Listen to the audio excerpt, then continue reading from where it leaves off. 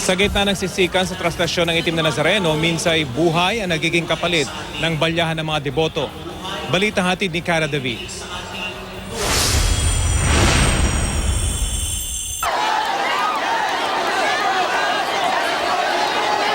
Kakambal na ng malalim na pananampalataya ng mga deboto sa itim na poong Nazareno ang siksikan para lang makasampa sa andas o kaya'y makahawak sa lubid nito. Sa ganitong sitwasyon, di may iwasan ng magkabalyahan at may masaktan na kung minsan pa'y humahantong sa kamatayan.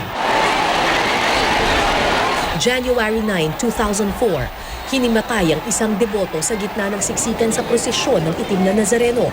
Nadala pa ng ospital ang deboto pero pumanaw rin kalaunan dahil sa atake sa puso. Nasubok naman ang pananampalataya ng mga deboto sa nangyaring stampede noong 2006. Ang dahilan, bukas na manhole kung saan nahulog sa Carlos Palanca Street ang 5 deboto. Kabilang dito si Reynante Martinez na namatay dahil sa atake sa puso sa gitna ng stampede. 2007 ang masaktan naman ang aabot sa 30 deboto sa gitna ng balyahan at agawan ng lubid sa andas ng itim na Nazareno.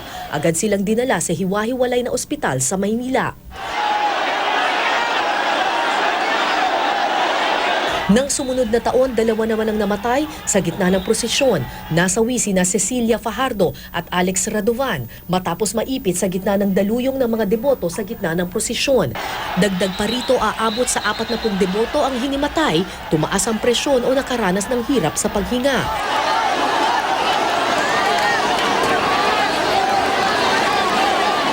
Nito namang traslasyon 2010, nasawi si Rodrigo Omampo nang atakihin sa puso habang sinusubukang makalapit sa andas. 2016, ayon sa National Disaster Risk Reduction and Management Council, 2 ang namatay sa prosesyon. Cara David, GMA News.